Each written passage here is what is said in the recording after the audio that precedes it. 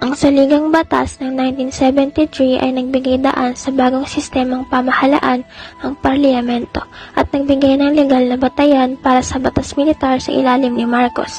Ito rin ang naging gabay sa paggawa ng batas at pamumuno hanggang sa muling pagbabalik ng demokratikong pamahalaan noong 1987. Ang saligang batas ng 1973 ay naitatag noong Enero 17, 1973 sa panahon ng batas militar ni Pangulong Ferdinand Marcos. Sa araw na iyon, ipinahayag ni Marcos na ito ay napagtibay na ng mga mamamayan sa pamamagitan ng citizen assemblies.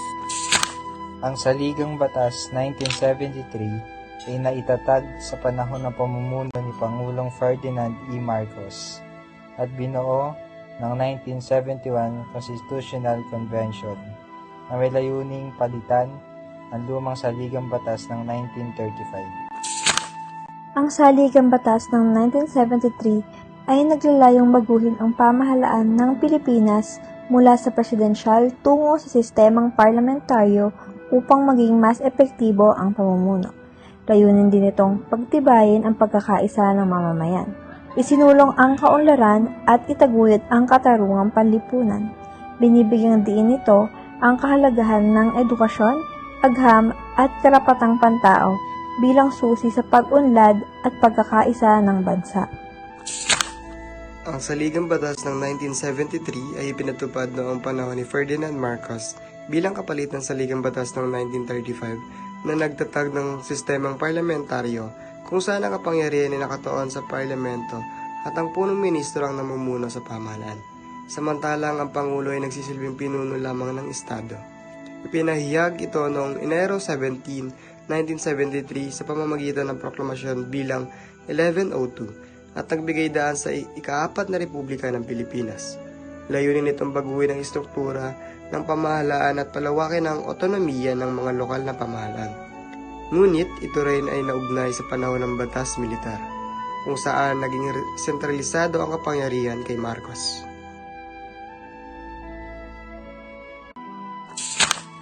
Sa Pilipinas, ang saligang batas ng 1987 ay pinagtibay ni Pangulong Corazon Aquino na formal na idineklara noong Pebrero 11, 1987 at pumalit sa saligang batas ng 1973 noong panahon ni Ferdinand Marcos. Ito ang pinakamahabang konstitusyon ng bansa dahil may kasamang mga probisyon. Ang saligang batas ng 1987 ang pinakamataas na batas ng Pilipinas. Pinuprotektahan nito ang karapatan ng mamamayan, ginagabayan ang pamahalaan, at tinitiyak ang kalayaan at katarungan para sa lahat. Saligang Batas 1987, itinatag at formal na idineklara noong Pebrero 11, 1987. Pinagtibay noong Pebrero 2, 1987 at kinilala ng higit sa 17 milyong botante. Sinasalamin ng konstitusyon ang prinsipyo ng demokrasya, karapatang pangtao at pambansang teritoryong nagpapahayag ng kapangyarihan ng sambayanan. Tinatag ni Corazon Aquino ang saligang batas sa pamamagitan ng proklamasyon bilang siyam. Ngunit hindi lamang isang tao ang nagtatag ng saligang batas 77, kundi komisyon ng 48 na tao na binuo ni Pangulong Corazon Aquino upang maibalik ang demokrasya na diktatura ni Marcos. Ang saligang batas ng Pilipinas 1987 ay ang pinakamataas na batas na bansa na pinagtibay noong Pebrero 2, 1987 na kinilala ng higit 17 milyong botante. Sinasalamin ng konstitusyon ang prinsipyo ng demokrasya, karapatang pantao at pambansang teritoryo na nagpapahayag ng kapangyarihan ng sambayanan. Naglalaman ito ng mga artikulo ukol sa karapatan ng mamamayan. Layunin ng Estado ang pag-unlad ng ekonomiya at lipunan. Ang Saligang Batas ng Pilipinas ng 1987 ay nagtataglay ng mga fundamental na prinsipyo at mga karapatan na naglalayong protektahan ang soberanya ng bansa, itaguyod ang katarungan, at pangalagaan ng mga karapatan ng bawat Pilipino. Ang mga artikulong ito ay nagtataguyod ng mga karapatan at kalibangan ng mga mamamayan ng Pilipinas at nagbibigay ng proteksyon sa mga ito. Sa kabuuan, ang Artikulo 1 hanggang 18 ng Saligang Batas ng 1987 ay naglalayong magbigay ng balangkas para sa isang malaya, makatarungan at demokratikong lipunan sa Pilipinas. Sa Artikulo 1, ang pambansang teritoryo ay binubuo ng Kapuluang Pilipinas, kasama ang lahat ng pulo, karagatan at teritoryo na nasa kapangyarihan nito. Saklaw nito ang katubigan, kalupaan at kalaliman ng bansa. Ang mga karagatang nakapaligid, nag-uugnay at nakapagitan sa mga pulo ay itinuturing na panloob na karagatan ng Pilipinas. Saligang Batas 1987, Artikulo 2, pahayag ng mga simulain at mga patakaran ng Estado ay nagtakda na ang kapangyarihan ng pamahalaan ay nagmumula sa sambayanan at lahat ng awtoridad ay batay sa pahintulot ng mga mamamayan. Binibigyan din nito ang kapayapaan, katarungan, kalayaan, at ang papel ng militar bilang tagapangalaga lamang ng sambayanan at pati na rin ang pagtakwil sa digmaan. Ang Artikulo 4 ay naglalahad kung sino ang mga mamamayan ng Pilipinas, kabilang na ang mga ipinanganak dito o may mga magulang na Pilipino. Binibigyan ito ng karapatan ng mga tao na ipahayag ang kanilang pagiging mamamayan, pati na rin kung paano kinikilala ang mga sanggol na ipinanganak sa bansa mula sa mga dayuhang magulang. Ang Artikulo 5, Section 1 at 2 ng 1973 Saligang Batas ng Pilipinas ay tungkol sa mga tungkulin at obligasyon ng mga mamamayan. Kabilang dito ang pagiging tapat sa Republika, pagtatanggol ng Estado at pagtataguyod ng Konstitusyon. Samantalang ang Section 2 ay nagsasaad na ang karapatan ng isang individual ay may kaakibat na tungkulin na gamitin ang mga ito ng responsable at may paggalang na karapatan ng iba. Ang Artikulo 7 ng Saligang Batas 1987 ay tungkol sa kagawaran tagapalaganap na pinamumunuan ng Pangulo ng Pilipinas. Itinakda nito ang mga kwalifikasyon, paraan ng halalan, tagalang panunungkulan ng Pangulo at Pangulong Pangulo. Ang Pangulo ay may 6 na taong termino at hindi maaaring muling mahalal. Samantala, ang Pangulong Pangulo ay maaaring maglingkod ng 2 magkasunod na termino. Ang Kongreso ang nagbibilang ng boto at Korte Suprema ang humahatol sa mga usapin ng halalan. Kapag nakaroon ng bakante sa posisyon ng Pangulo, ang Pangulong Pangulo ang hahalili. Kung parehong mawala sa tungkulin, ang Senate President o Speaker ng Kamara ang pasamantala papalit. Bago malungkulan, ang Pangulo ay dapat manumpa sa tungkulin bilang tanda ng matapat na saligang batas. Artikulo 8. Ang tungkulin ng hukumang ay tanggol at ay isang problema na aayon sa batas. Sila ang magkilakda at pa siya kung ang naganap ay may pagsasamantala, lalong-lalo na sa batas. Ang kalas-taasang hukuman ay binubuo ng punong maestrado at 14 maestrado. Maaaring magpasya ang hukuman sa buo o sa mga dibisyon 3, 5 o 7 kagawad ng miyembro. Ang mga bakatang posisyon ay dapat mapunan sa loob ng 9 na araw. Lahat ng usaping may kaugnayan sa konstitusyonalidad ng batas, kasunduan o proklamasyon ay dapat danggin ng hukuman o Supreme Court. Saligang Batas 1986.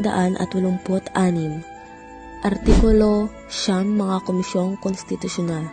Tinutukoy dito ang pagpapasya ng komisyon ay nangangailangan ng mayoryang boto sa loob ng 60 araw pagkatapos sa huling dokumento.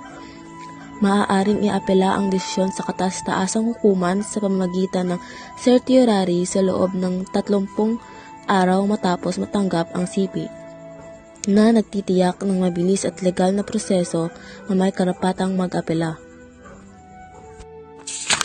Ang Artikulo 10 ay tungkol sa mga unit ng pamahalaang lokal tulad ng lalawigan, lungsod, bayan at barangay.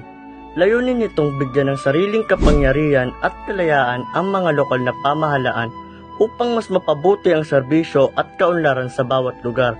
Kasama rin dito ang pagbuo ng autonomous regions sa Muslim Mindanao at Cordilleras bilang pagkilala sa kanilang kultura at karapatan.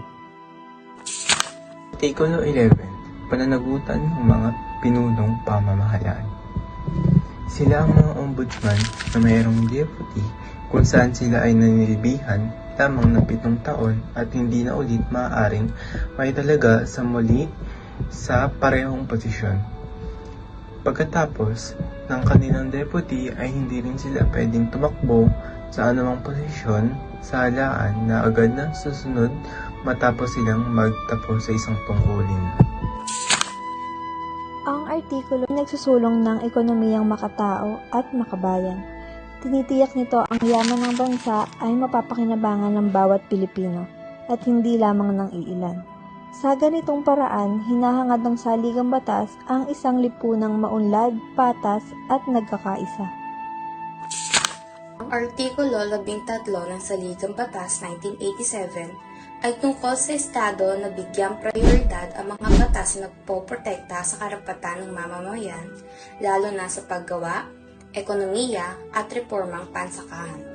Binibigyan diin nito ang paglikha ng patas na oportunidad sa kabuhayan at trabaho, pagbibigay ng sapat na proteksyon sa mga manggagawa sa loob at labas ng bansa, pagkilala sa karapatan ng mga magsasaka, mga manggagawa sa bukid, at mga may-ari ng lupa, at pagsuporta sa reformang pansakahan upang maging makatarungan ang pamamahagi at pamamahala ng lupa.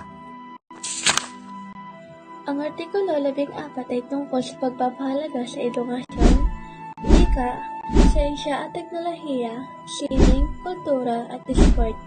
Tinataguyod nito ang pagunlad sa kaalaman, pagpapayaman ng wikang Pilipino, paggamit ng agham sa pag-unlad, pag-alaga sa kultura at pagpapasigla ng mga programang pampalakasan. Ang Artikulo 15 ay tumutukoy sa kahalagan ng pamilya bilang pundasyon ng bansa. Tinataguyod nito ang karapatan ng mag-asawa, ang pangangalaga at kalinga sa mga bata, at ang tungkulin ng pamilya na alagaan ng mga matatanda. Artikulo 16. Mga tadhanang pangkalakalan.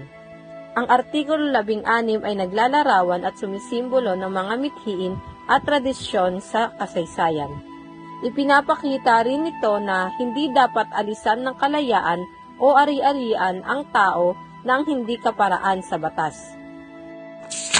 Ang Kongreso o Kombensyong Konstitusyonal ang may kapangyarihang magpanukala ng pagbabago sa konstitusyon habang binibigyan din ng karapatan ng mamamayan na magsulong nito sa pamamagitan ng petisyon na may 12% ng kabuuang botante at 3% mula sa bawat distrito. Kapag nakakuha ng 2/3 boto ang Kongreso, maaari silang tumawag ng Kombensyong Konstitusyonal o ipasuri ito sa taong bayan. Magiging epektibo lamang ang anumang pagbabago kapag naratipikahan ng karamihan sa pamamagitan ng plebisito sa loob ng 60 hanggang 90 na araw. Ang Artikulo 18 ng Saligang Batas ng 1973 ay tungkol sa mga probisyong pansamantala o transitory provisions na nagsasaad ng mga tuntunin kung paano lilipat mula sa lumang Saligang Batas ng 1935 patungo sa bagong sistema ng pamahalaan.